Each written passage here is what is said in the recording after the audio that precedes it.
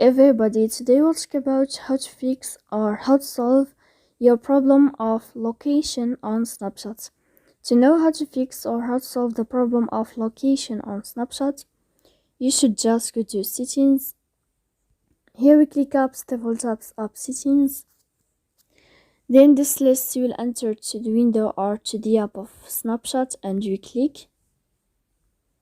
Here in this page of app info, we click on first stop and we click OK. Then you will enter to the window of storage. Here we click clear cache. Then you can turn on your airplane mode and you can wait 3 seconds to turn off your airplane mode again. So please don't forget to support us by like and subscribe. See you next time in another video and thank you for your attention and your watching.